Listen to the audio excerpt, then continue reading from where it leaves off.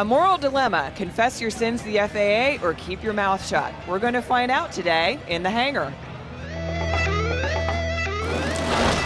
So ever since about 2012, right, we've had the Pilot's Bill of Rights, or the PBR, as it's known. But what is the PBR? I mean, a lot of people don't really know. It's not really in their life as a pilot. And unless you've gotten a rating since around 2012, you may not have ever seen it at all. A fair question. So the Pilot's Bill of Rights was the result of, a many-year-long effort, spearheaded largely by the Aircraft Owners and Pilots Association, but other interested groups, to bring so-called fairness to air safety proceedings. An air safety proceeding is simply those actions where the FAA wants to suspend or revoke a pilot's certificate. Okay.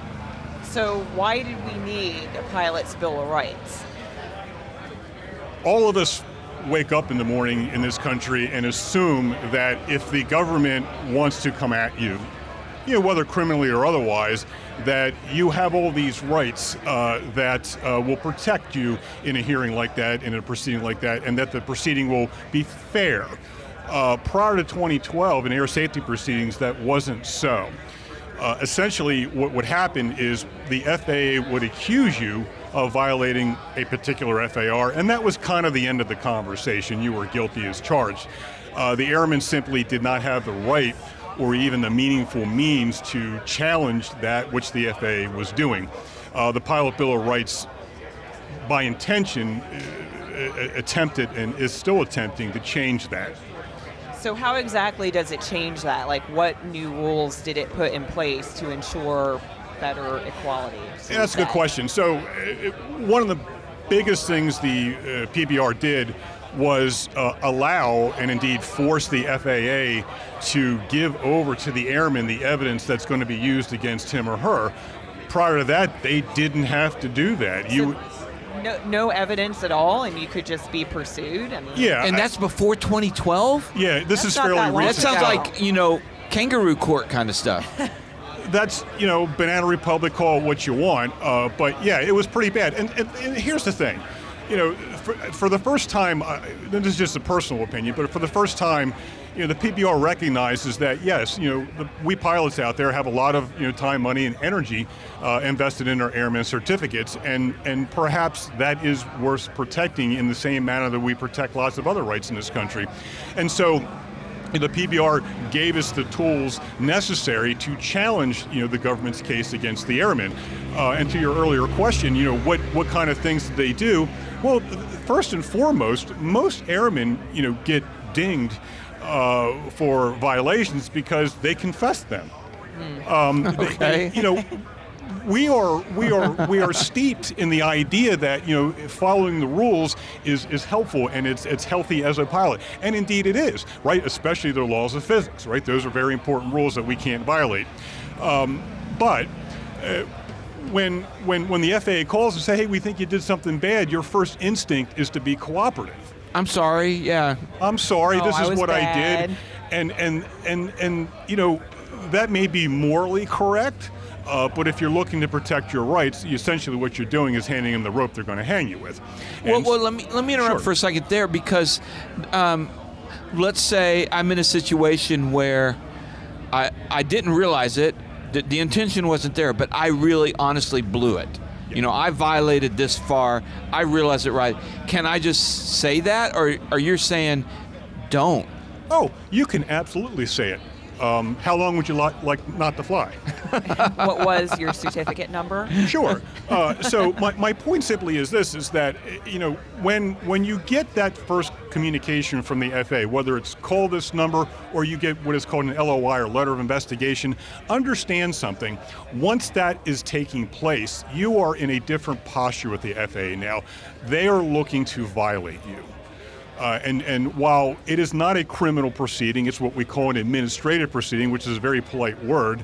The fact of the matter is they treat you like a criminal. It feels that way. And a lot of pilots, myself included, take that very personally. We try to do a good job. We try to follow the rules. The FARs are pretty thick. There's lots of them. It's hard to scratch your bottom without violating one. But on balance, I think most pilots are law-abiding and they try to do the right thing. All I'm simply saying is that when the FAA thinks that you have done the wrong thing, they will not reward honesty, ownership, accountability. No. Well, see, that's the problem I'm having here, Robert, so help me, is that I feel like we don't take enough responsibility in society today, and that everybody is, so I struggle with that. But like, when I know I'm clearly in the wrong, I should own it, and usually. And I also know what you're saying. Yeah, so help me reconcile this whole thing. Well, let me say two things. The FAA has something called compliance philosophy. Again, the FAA loves buzzwords. Compliance philosophy is the notion that if a pilot comes clean, if a pilot confesses their sins, on some occasions the FAA has discretion to say, okay, we're not going to violate you. We're going to send you a nasty letter. Say, don't let that happen again. For minor violations, that may be advisable. And again, this is where you want to talk to counsel. It really depends on the nature of the violation. If you fly under a bridge and said, yeah, I did that, I'm really sorry, they're going to take your license. Right. Okay. That might not fall under right, compliance. but if you have an altitude deviation on an IMC flight, it may be worthwhile to confess your sin. What I want pilots to understand, though, is that when that letter comes or when that call comes, the posture has changed. You're under investigation. Whether you should confess your sins, if in fact you have sinned or not, is a deeper question. I agree with you. If we fouled up, sure, you should own it. But sometimes the FAA makes some allegations that are not substantiated. And again, just understand that the government is not there to pass moral judgment on you. They are there to enforce regulations. They don't care what your excuse is. And if you confess, if you admit, then they have one of two choices. And I would suggest to you that these aviation inspectors and indeed legal counselors, once the violation is admitted, they don't have much of a choice. They're going to prosecute you. They have to, from their side. They have to. That is their job. And so if you're interested in protecting your ticket, you might want to get counsel, and if not get counsel, just keep your mouth shut. So you're saying this is kind of, no, it's not actually criminal law because this is an administrative law, but you're saying there's a lot of similarities. So with the PBR, what's one of the primary things included in the PBR that's kind of almost very similar to kind of some criminal protective like the Miranda rights? Exactly. Well, and so when you get a letter of investigation, heretofore, the FAA didn't have to give you any advice. Now under the PBR as of 2012, and it was amended again in 2018, and I think there's some amendments coming up here shortly, they have to tell you, you don't have to talk to us.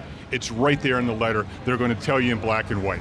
So very similar, like you say, to Miranda rights. You don't have to talk to the police. You don't have to talk to the FAA. Then. Well, No. and I'll tell you, that happened to me. And before I tell you about that, what's really funny is we're sitting right across from the FAA. So do we want to turn the speaker down? No, I'm just kidding. Hello. But we were at the Flying Eyes booth doing these interviews. And I do want to say real quick, if Robert's sporting some Golden Eagle Flying Eyes, if you go to flyingeyesoptics.com, you can use our discount code, taking off all caps one word, get 10% off. Also, Clemens Insurance, when I switched to them, they saved me over $1,000 on my insurance. They do all sorts of insurance. Go to clemensinsurance.net. Okay, my story.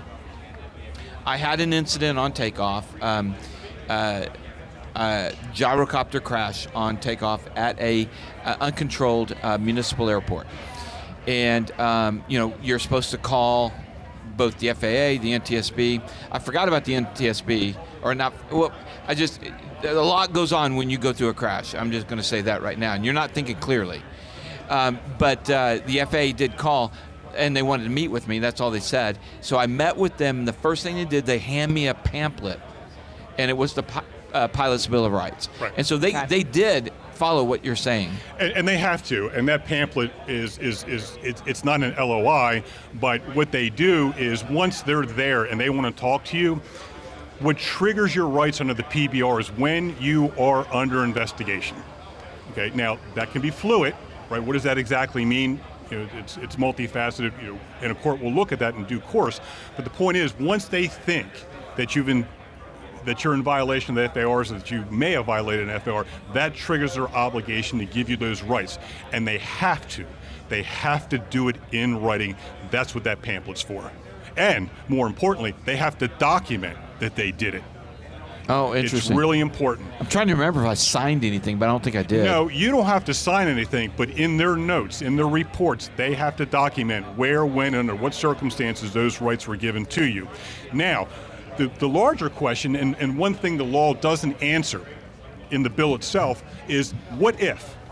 What if the FAA violates your rights? What if they don't give you those advisory rights? What if they start questioning you and soliciting information from you that they ultimately use against you in an enforcement proceeding? What do you do? Well, So that would be like next Miranda. question. Then I get to walk free, right? Well, it's a question. On a technicality. It's a question that has been out there for almost 20 years. Okay. Well, I'm sorry, 15 years. And in a fairly recent decision, that's exactly what the law judge did. Oh, really? Okay. They went after an airman at a time when they were soliciting information from the gentleman. They didn't give him his advisory rights. He was clearly under investigation. And the FAA said, well, no, he really wasn't under investigation. And the court called, bull cookies on that. And they said, no, this is the whole point of this law. You can't use evidence that you solicited from the airman at a time when you didn't give him his rights. And so we're going to toss the case out. Now, my guess is that from this point forward, the FAA is going to be much, much more careful about giving advice of rights. In fact, what they generally do, like police, they just give it prophylactically, right? Here's your advice of rights. You may not even be under investigation, but they're just going to give it to you, and they should. Right. What happened in? How long ago was this case? Within the last 2 years. Okay. Wow. It's This recent. is actually, I think, January of this year. What a lot of people don't particular. understand is when a piece of legislation is passed, the people that write it think we got it all figured out, but then comes the lawyers and the judges and the airmen who have to live under this thing, and sometimes when the words were written down in the legislature, they seem clear to everybody there. By the time you get to a courtroom, they're less so clear. And so the law judges have been struggling with implementing the PBR, and that's just the normal course of any piece of legislation, not just this particular one. But heretofore, it seems like both the FAA and the courts are getting it, meaning that when the airman shows up at these proceedings, they're going to get a fair hearing. And it is getting much, much better. And to your earlier question, one of the more important things that the PBR does is it adopts the federal rules of evidence in these proceedings. Why is that important? Well, the federal rules of evidence have been developed over literally hundreds of years, and it ensures that when evidence is used against you, the quality of that evidence is here and not down here. In other words, no more hearsay, no more surprise experts, no more experts who really have no earthly idea what they're talking about. Meaning that, for example, under the Federal Rules of Civil Procedure, if an expert's going to be used against you, they have to write a report. And they have to give you that report, and they have to give you that report in advance of the hearing. A, so you can read it, B, so you can test it, and C, perhaps find and hire your own expert to testify in rebuttal to the FAA's expert. Those are important procedural safeguards that heretofore we didn't have. Okay. At what point should a pilot reach out to an aviation attorney? Before Anytime you say anything? Well, sure. Before you say anything. Yeah, I mean, anytime the FAA calls, write down a number, because again, you don't have to call that number back. We feel compelled to do it. We feel compelled. I want to tell my side of the story. I swear I didn't do it. Don't. So Just many get some people advice. do. So okay, I'm coming in to land. I get told by ATC, stand by to copy a number. I copy the number down. I'm supposed to call it as soon as I shut down the engine and everything, right? Do I call an attorney before I call that number? I would. You would? I would. Okay. Yeah, make sure the mic's up close. I'm sorry. The point is you don't have to call the number. You never have to call the number. Interesting. And by the way, well, I heard that if you, the whole thing is it may be just a quick phone call, straighten something out, and no further action's taken, and they actually don't write up a deviation. So I guess I've heard so many say they call the number, they work it out, and it's all good. And it's happened to me, and I've called a number, and it was just a misunderstanding or what have you, and it's possible. Listen, I'm not going to suggest the airmen shouldn't use some judgment here, but it depends on the severity of the... Okay. It depends on the Let's scenario. do it this way. Let's say you were assigned to take off runway 33, you took off 15, and they had to spin an airliner for you, and they're going to call. Yeah, Don't call them back on that one. Okay. Without maybe a chat without getting a little first. bit of advice. Okay. But again, it's small misunderstandings, and I've called ATC on my, when they've done something I thought was inappropriate, and they do. They make. You mean ATC makes mistakes? They do. No. They are human beings. We're all fallible. The law recognizes that. Again, Well, all of us in the cockpit at one time or another have wanted to push the button and say, hey, Kansas City Center, stand by to copy a number. You want to tell ATC that at some point. And you know what? You can do that. There's nothing wrong with you calling them out.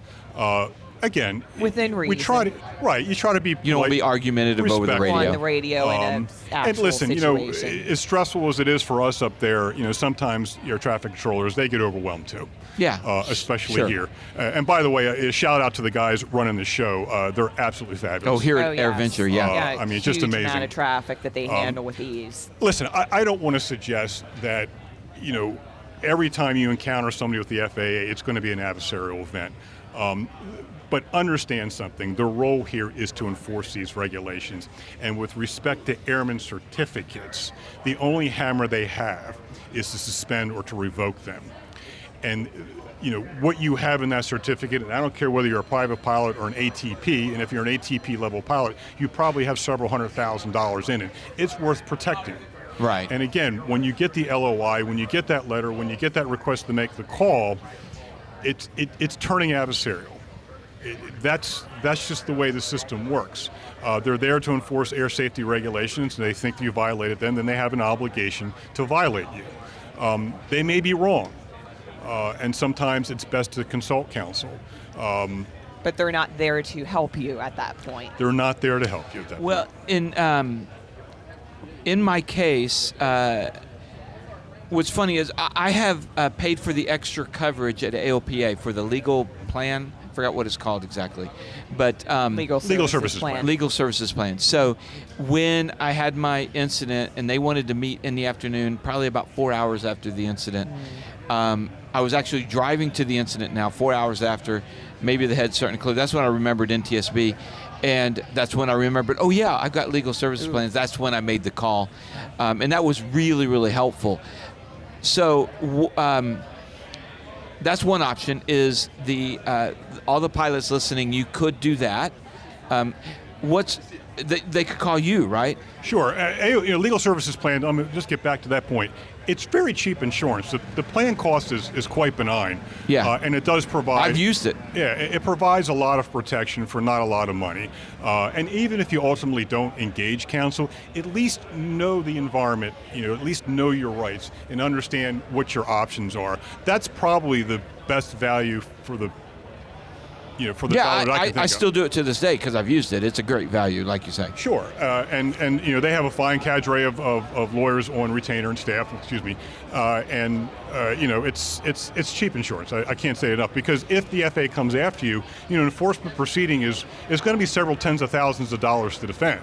Yeah, I think a lot of people don't realize how expensive it is. I mean, this isn't just like going to court for your driver's license, even though there may be some similarities. It's not the same time frame, it's not the same cost, it's not the same, I can represent myself for this ticket sort of thing. It's totally different. It is. I mean, there's very expensive. specific rules of procedure that have to be followed, and frankly, all respect, most laymen are not going to understand that.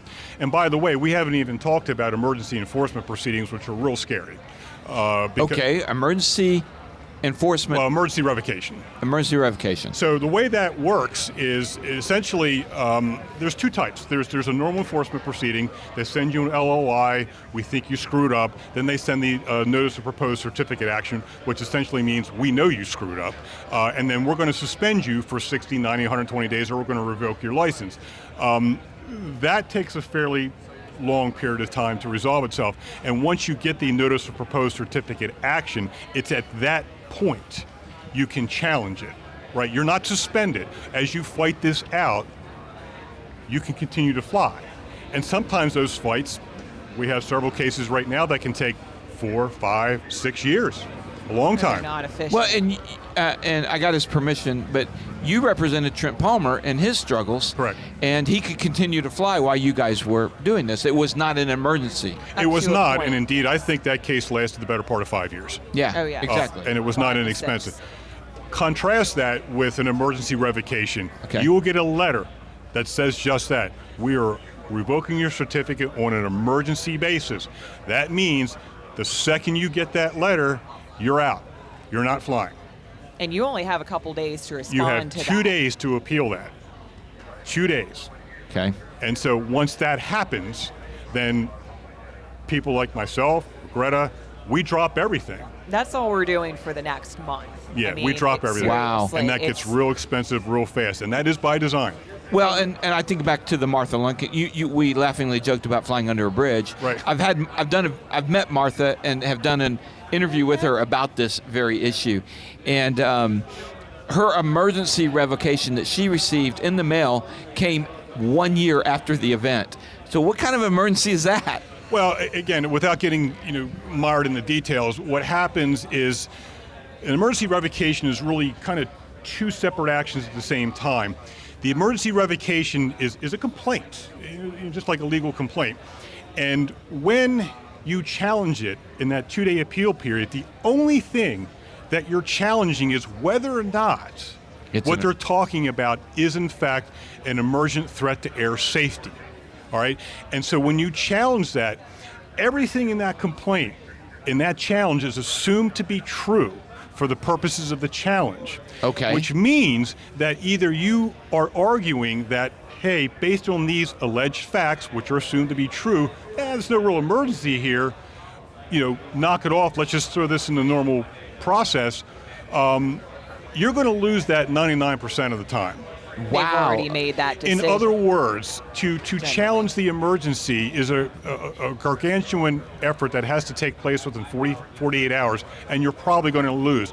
Therefore, in most cases, we would recommend that the airman, quote unquote, waive the emergency, which means that he will be suspended while the case plays out, because the revoked. emergency has already Wow. been determined to exist. Now, that determination is not a determination of the underlying merits. It's simply a determination that based on these allegations, that in fact, what this says is an emergent threat to air safety.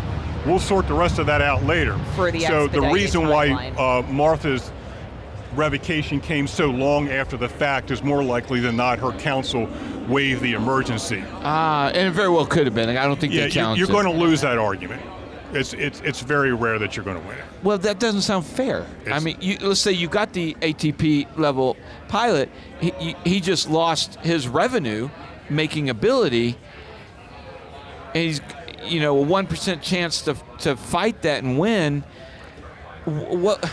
And let's say that ATP pilot goes through the horrible multi-year process, only to find out, the government was wrong and he was right. Does he have any kind of room to reclaim what they did to him? I will put my FAA hat on right now. Okay. If I'm the FAA, what I would say is, you make a fair point. We're far more concerned about the 279 souls in the back of that Airbus than we are about that man's career. Okay. All right. Under certain circumstances, that's fair.